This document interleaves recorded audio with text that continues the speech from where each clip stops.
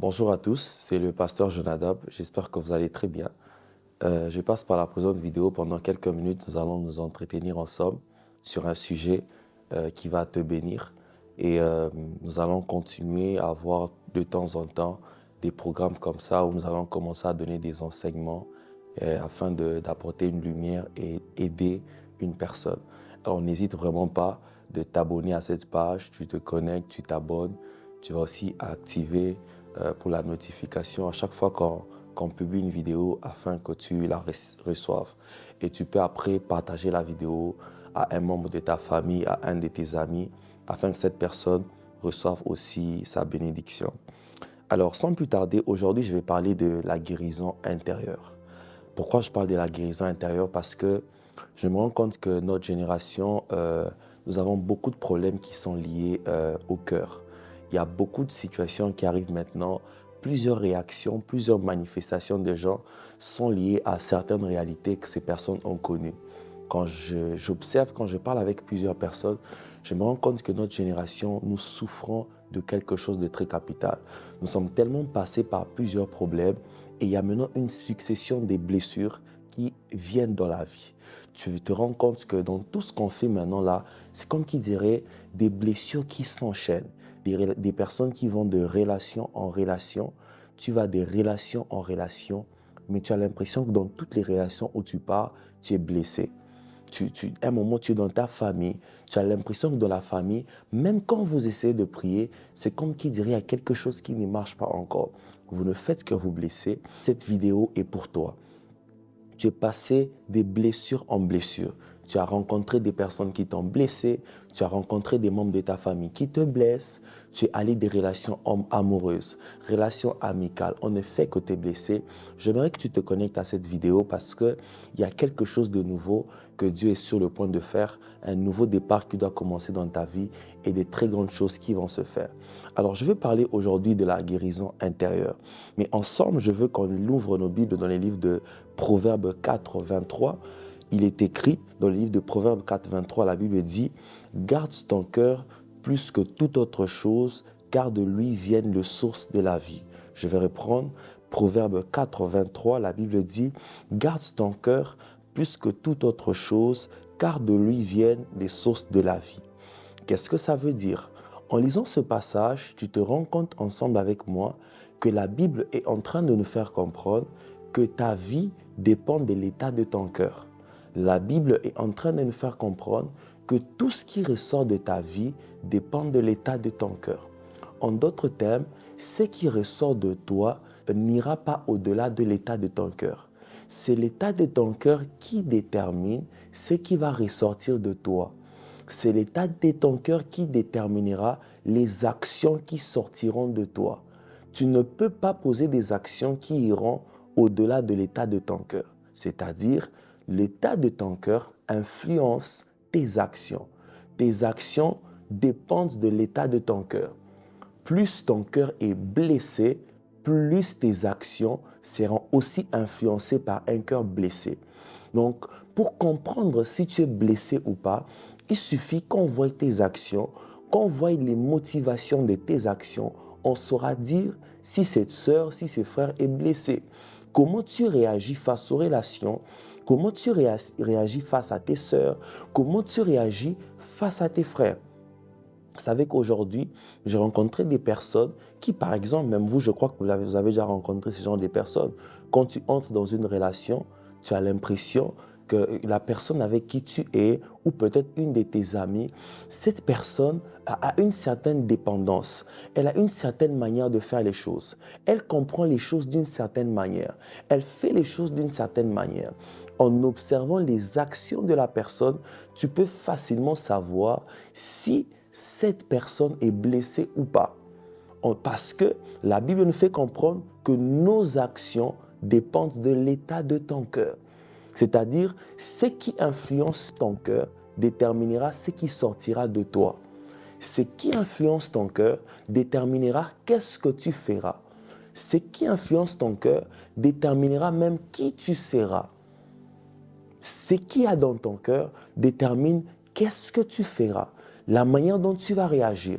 Voilà pourquoi je demande à une personne quand tu es blessé, quand tu sens que ton cœur est blessé, ne t'engage pas dans une autre relation, ne t'engage pas dans une relation amicale, ne cherche pas une affection à l'extérieur si tu es encore blessé, parce que tu risques d'être encore blessé.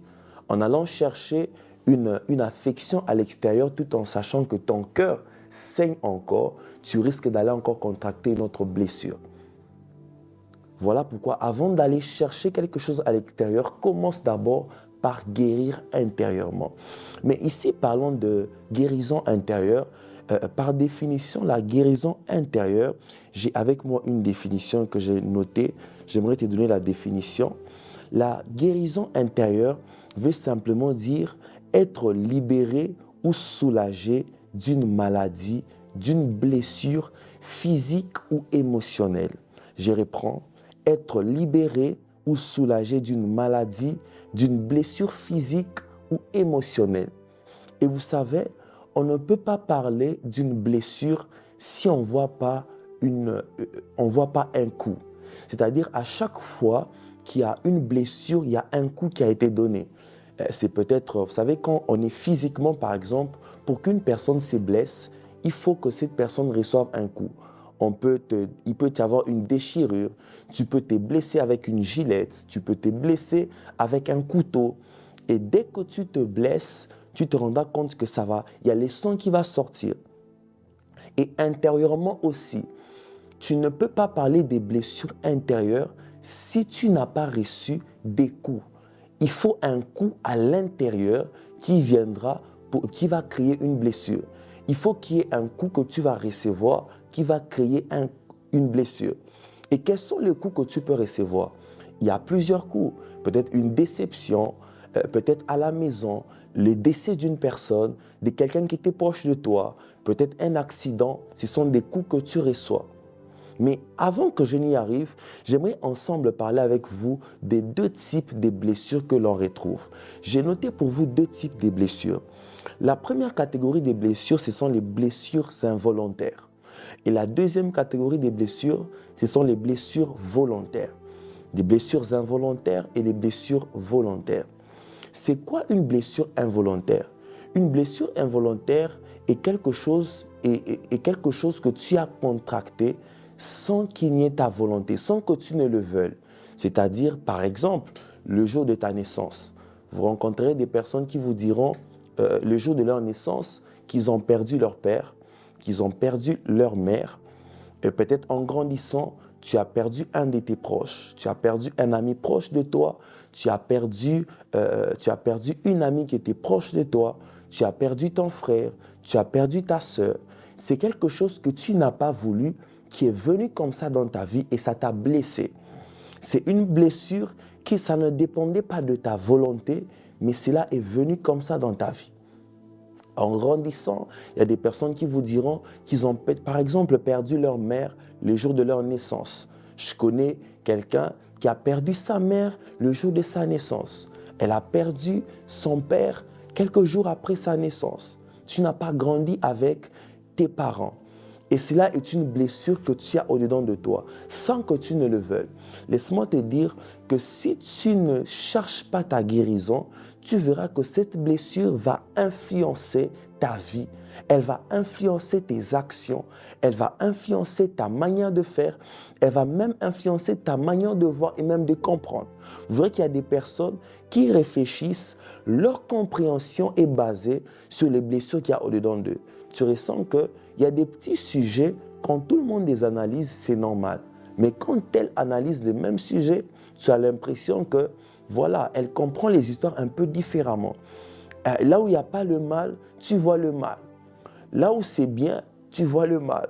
Là où c'est mauvais, toi, tu vois le bien. Il y a des personnes comme ça. Parce que simplement dans ta vie, tu es blessé. Tu as perdu quelqu'un qui était proche de toi. Tu as perdu un ami proche de toi. Et ton cœur saigne encore. Tu n'as pas encore reçu ta guérison. Mais ma prière est qu'en suivant ces lives, que Dieu apporte une guérison dans ta vie. Ma prière est que, en suivant ce live aujourd'hui, que Dieu localise ta vie et qu'il apporte une guérison. Je ne sais pas d'où tu es en train de me suivre, mais je prie au nom de Jésus-Christ que Dieu t'accorde une délivrance ce soir. Excuse-moi, chez moi c'est le soir, donc je prie que Dieu t'accorde une guérison. De partout où tu me suis, ma prière est que Dieu te fasse grâce aujourd'hui, qu'il localise ton cœur et qu'il y ait une restauration et une consolation au nom de Jésus-Christ. Alors, la deuxième catégorie de blessures dont j'aimerais parler, ce sont les blessures volontaires. Et c'est quoi une blessure volontaire?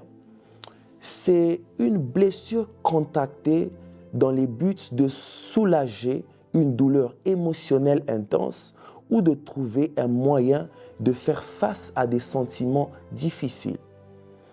Ici, parlons des blessures volontaires.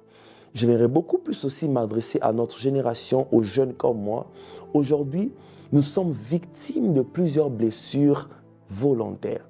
Aujourd'hui, dans ma génération, nous sommes victimes de plusieurs actions que nous posons volontairement, mais qui nous blessent.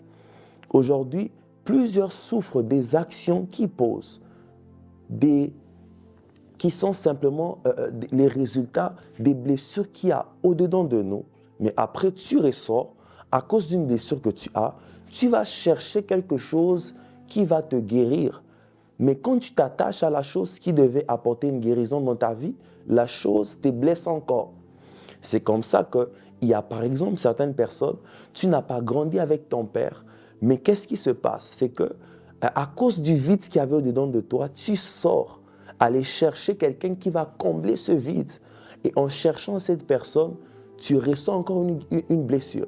C'est comme ça que j'ai remarqué surtout avec certains hommes, avec certaines femmes dans notre génération qui sont jeunes, vous allez vous rendre compte que la plupart aussi, tu n'as peut-être pas grandi avec ta mère ou tu n'as peut-être pas grandi avec ton père. Le manque de la présence de ton père dans ta vie crée un vide en toi. Et à cause de ce vide, tu vas maintenant chercher chez un homme cette affection que tu n'as pas reçue de ton père. Et je me rends compte que c'est ça qui motive aussi plusieurs dans certaines relations. Laisse-moi te dire que cela va détruire ton cœur, cela va emmener des blessures dans ton cœur. La chose qui doit te motiver à aller entrer dans une relation amoureuse, à aller chercher des amis, ce ne doit pas être ces vides que tu as, ce ne doit pas être cette blessure qu'il y a au-dedans de toi. Si tes relations sont motivées par les blessures qu'il y a au-dedans de toi, tu finiras par être blessé. En fait, cet enseignement vient dans le but d'arrêter avec ce cycle des blessures. Parce que celui qui n'a pas encore reçu sa guérison continuera à blesser les autres. Parce que tes actions seront basées, tes actions seront fonction de la blessure qu'il y a en toi. Voilà pourquoi ma prière est qu'en suivant ce live, que Dieu te guérisse au nom de Jésus-Christ. Alors, les blessures volontaires sont des blessures que nous allons chercher, tout en ayant des blessures. Je suis blessé, mais je vais chercher d'autres blessures à l'extérieur. Et en allant chercher ces blessures, on me blesse. C'est comme ça qu'il y a des personnes, tu es dans une famille où tu ne reçois pas une certaine affection de ta mère, de ta sœur, de ton frère. Tu as l'impression que tout le monde dans ta famille ne t'aime peut-être pas. Tu as l'impression que tes frères ne t'aiment pas. Tu as l'impression que ta maman ne t'aime pas. Tu as l'impression que ton père ne t'aime pas. Laisse-moi te dire que cette circonstance ne doit pas t'emmener, ne doit pas te pousser à aller entrer chercher d'autres relations à l'extérieur. Et c'est ça qui blesse plusieurs personnes parce que quand je vais chercher une relation à l'extérieur sur base d'une affection que je n'ai pas reçue dans ma famille, qu'est-ce qui va se passer?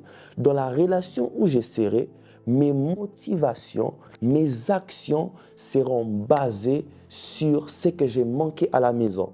C'est comme ça qu'une femme qui n'a pas reçu l'affection de son père, quand elle va dans une autre relation, dans une relation amoureuse, ses actions seront basées sur ce qu'elle n'a pas reçu de son père. Elle aura une attente de cet homme qu'elle aura. Elle aura une attente. Elle voudra que cet homme avec qui elle sera en contact, que cet homme réagisse, que cet homme comble le vide de son père.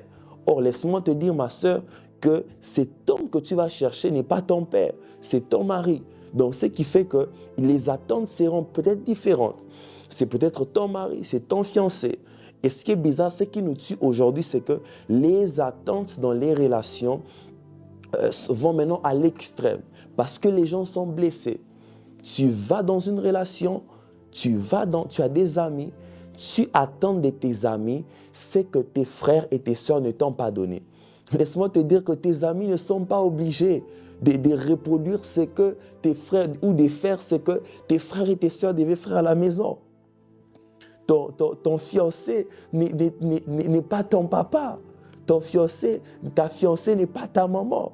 Il y a des hommes comme ça, tu vas dans une relation, tu veux trouver chez ta fiancée les qualités de ta maman. Tu veux trouver chez ton fiancé les qualités de ton papa.